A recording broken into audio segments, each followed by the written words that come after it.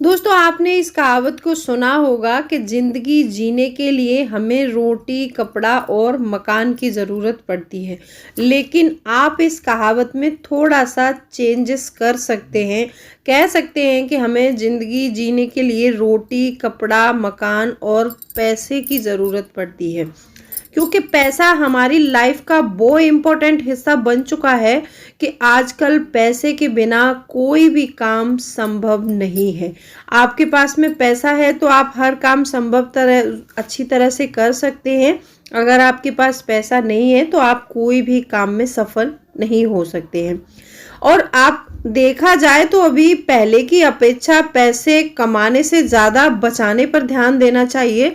यहाँ पर हमारी ये कहावत सिद्ध हो सकती है कि आज की बचत आपकी कल की कमाई बन सकती है। क्योंकि आजकल पैसे कमाने के जो साधन हैं उनमें बहुत ज़्यादा कमी आ चुकी है। क्योंकि आजकल हर काम मशीन द्वारा किया जा रहा है तो इतने लोगों की ज़रूरत नहीं पड़ती है। तो इसीलिए पैसे कमाने के साधन कम होते जा रहे हैं। जो मिडिल क्लास लोग होते हैं, जो अच्छी तरह शिक्षित नहीं है, उनके लिए पैसे कमाने के साधन बहुत कम हैं। तो इसीलिए आपको ज़्यादा से ज़्यादा पैसे बचाने के बारे में सोचना चाहिए। तो आज की वीडियो दोस्तों बहुत ज़्यादा इम्पोर्टेंट है, तो वीडियो के अंत तक ज़रूर बने रहना। आज की वीडियो में हम जानेंगे पैसे बचाने के 12 ऐसे आसान उपाय जिनका इम्प्लीमेंट करेंगे आप तो पैसा बच सकता है और आपकी सेविंग में अच्छे से बढ़ोतरी हो सकती है। आप उस पैसे को कहीं भी निवेश करके उस पर रिटर्न कमा सकते हैं। और अभी तक आपने चैनल को सब्सक्राइब नहीं किया है तो आपसे एक नम्र निवेदन है, सब्सक्राइब करिए अपने इस चैनल को और बेल आइकन को भी ज़रूर प्रेस कर दीजिएगा ताकि ऐसी इंटरेस्टिंग वीडियो की नोटिफिकेशन आपको मिलते रहें। तो चलिए स्टार्ट करते हैं वीडियो को। सबसे पहला पॉइंट है कि मतलब फालतू के खर्चों को कहें गुड बाय।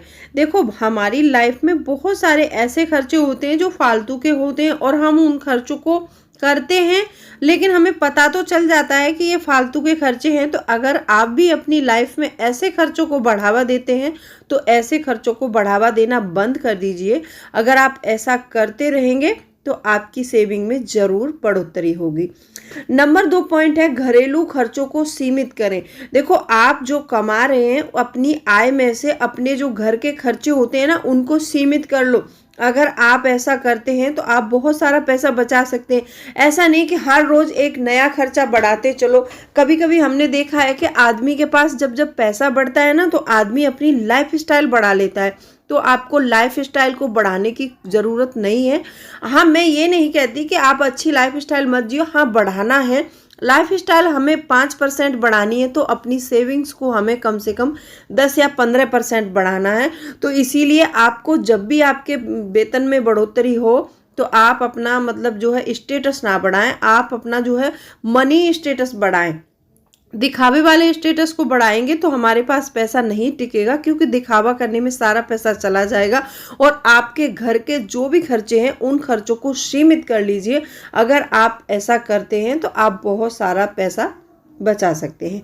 तीसरा पॉइंट है अनचाहे इंस्टॉलमेंट से हाथ खींचे। देखो आप कहीं भी पैसा निवेश कर रहे हैं तो उसको देख लीजिए पहले कि यहाँ मैं पैसा निवेश करूँगा तो ये पैसा मेरा मतलब मुझे रिटर्न देगा या डूबेगा।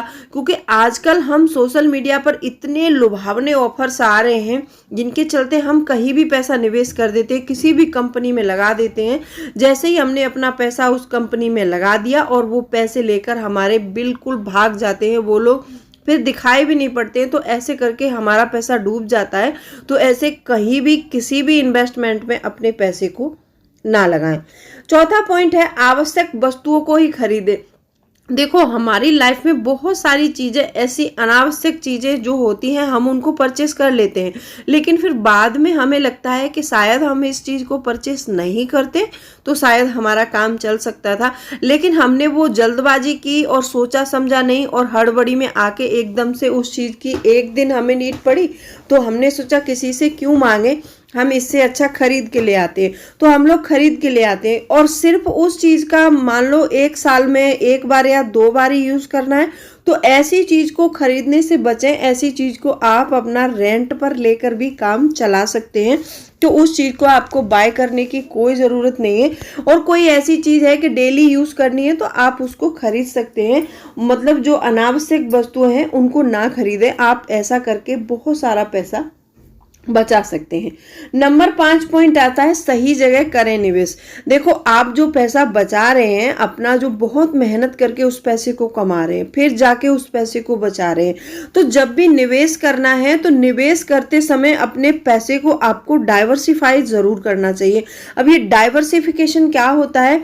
डाइवर्सिफिकेशन ये होता है कि आपको पैसा अपना एक ही कंपनी में या फिर एक ही निवेश में कहीं नहीं लगाना है। आपको अपने पैसे को, मान लो 10% आपने स्टॉक्स में लगाया, 15% आपने म्यूचुअल फंड में लगाया, आप जो भी जितना मतलब 100% कर रहे हैं उसमें से डाइवर्सिफिकेशन कर लीजिए और जिसकी जानकारी हो वहीं पर निवेश कीजिए। ऐसा नहीं करना है कि आपका दोस्त किसी बीमा कंपनी में काम कर रहा है तो चलिए मेरा दोस्त बोल रहा है इसीलिए मैंने इस पैसे को यहाँ लगा दिया है, आपका पैसा डबल हो जाएगा, उसने आपको एक स्कीम समझा दी और आपका पैसा निवेश करवा के उस दोस्त ने 2 साल बाद या 3 साल बाद उस कंपनी को छोड़ दिया, तो आपका पैसा ऐसे में डूब जाता है, बढ़ता नहीं है।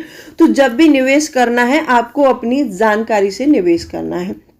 6वां पॉइंट आता है स्वतः ही बचत करें। देखो, हम बहुत सारे लोगों को मैंने देखा है कि सबको बोलते रहेंगे कि आप बचत करो, आप बचत करो, लेकिन खुद उस चीज का इम्प्लीमेंट नहीं करते हैं। और जो कमाने वाला है वही उस नियमों का पालन नहीं करेगा तो जो आपके फैमिली मेंबर्स हैं वो भी नहीं करेंगे। तो जब आप पैसे कमा रहे हैं तो आपको स्ट्रिक्टली उसमें से बचत करनी चाहिए और आपको भी ध्यान रखना चाहिए कि मैं भी कोई खर्चा ऐसा गलत ना करूं जिससे कि मेरे बच्चे या फिर अन्य फैमिली सदस्य जो है उस खर्चे को बढ़ावा दे। तो जब आप कमा रहे हैं तो बचत के लिए आपको आगे आके ये सारे नियम फॉलो करने पड़ेंगे, तो आप भी बचत का ध्यान रखें। नंबर 7 पॉइंट आता है एक निश्चित बजट बनाएं।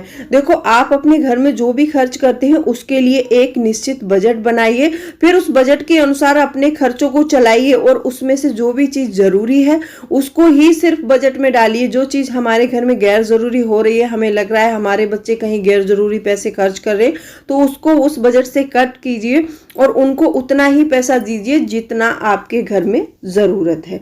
ठीक है। 8वां पॉइंट आता है निवेश में देखें बचत। देखो, जब भी पैसा निवेश कर रहे हैं तो उसमें आप अपनी बचत जरूर देखिए, क्योंकि हमारी महंगाई जो है हर साल 6 से 7% बढ़ती है। अगर आपको मान लीजिए किसी निवेश में 5% या 4% का रिटर्न मिला है तो आपके पैसे की वैल्यू घट रही है। वहां पर आप उसके रिटर्न को चेक कीजिए और उसका कैलकुलेशन करिए कि हमने अपना पैसा निवेश किया तो हमें 1 साल में कितने का रिटर्न मिला। मान लो 12% का या फिर 14% का रिटर्न मिल रहा है तो आपका पैसा वहां पर ग्रो हो रहा है। अगर आपको वहां पर 4 या 5% का रिटर्न मिल रहा है तो आपका पैसा वहां पर ग्रो नहीं हो रहा है, वैल्यू घट रही है। तो इसीलिए जब भी निवेश करें तो अपने उसमें बचत जरूर देखें। बचत हो रही है तो उसमें पैसे लगाइए, नहीं है तो आप दूसरी जगह निवेश कर सकते हैं।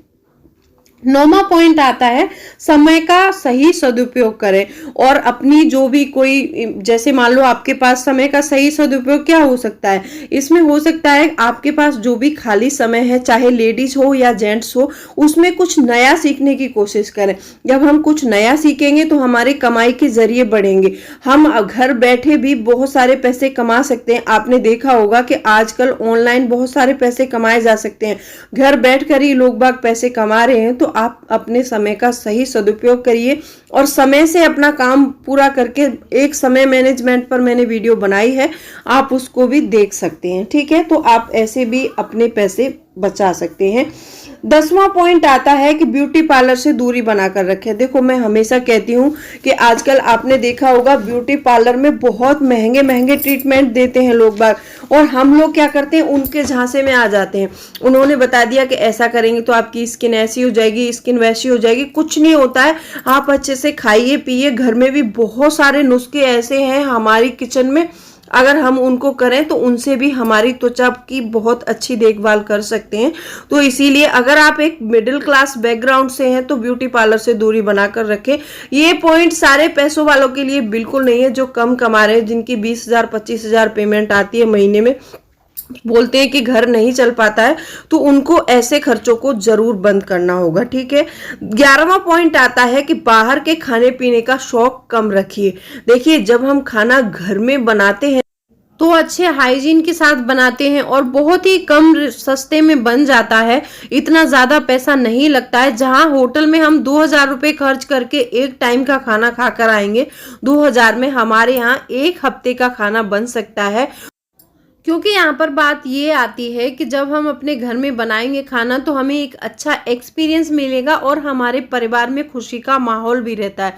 तो इसीलिए जब भी लगे कि हमें कुछ अच्छा खाने का मन कर रहा है तो आप अपने घर में ही बनाइए और घर में ही सबके साथ मिल बांट कर खाइए। तो ऐसे भी, इस तरीके से भी सेविंग को बढ़ाया जा सकता है। 12 नंबर पॉइंट है, तकनीकी खर्चों को भी कम करें। देखो, तकनीकी खर्चों में हमारा लैपटॉप आ जाता है, मोबाइल आ जाता है। हाँ, आप लैपटॉप से कोई काम कर रहे हैं तो आप एक अच्छा लैपटॉप रख सकते हैं। आप जिससे पैसे कमा रहे हैं, जिससे महीने में आपके पास पैसे आ रहे हैं, तो आप अच्छा लैपटॉप और मोबाइल रख सकते हैं। ये नहीं है कि आप काम कर रहे हैं तो काम करने के शौक में आपने आईपैड ले लिया, अच्छा 1.5 लाख रुपए का आईफोन खरीदना, ऐसा नहीं करना है आपको। अगर आप कुछ नहीं करते हैं तो आपको बेवजह की इंस्टॉलमेंट भरने की कोई ज़रूरत नहीं है, क्योंकि जहां पर आप कोई सामान इंस्टॉलमेंट पर लेते हैं तो वहां जितना पैसा जाता है उससे ज़्यादा ब्याज ले ली जाती है आपसे। तो आपको ऐसा नहीं करना है। मान लो आपके पास एक पुराना फ़ोन है, पुराना लैपटॉप है, उससे आपका काम चल रहा है तो चलाइए, अगर नहीं चल रहा है तो आप खरीद सकते हैं। तो ऐसे खर्चों को आपको ना करना सीखना चाहिए, तो आप बहुत सारा पैसा बचा सकते हैं और आप अब ऐसे अपनी सेविंग को बढ़ा सकते हैं और आप अपने पैसे को निवेश करके ग्रो भी कर सकते हैं। तो आज की वीडियो में मैंने आपको ये 12 पॉइंट बताए हैं। 12 पॉइंट्स में से कौन सा पॉइंट आपको पसंद आया है तो कमेंट करके ज़रूर बताना। और कोई भी वीडियो चाहते हैं आप किसी भी इन्वेस्टमेंट पर, या कि आप कोई भी उसके बारे में जानकारी चाहते हैं, मनी सेविंग के बारे में, तो मुझे कमेंट सेक्शन में ज़रूर लिख दीजिएगा। तो चलिए, मिलती हूँ अगले वीडियो में, तब तक के लिए bye bye, thanks for watching.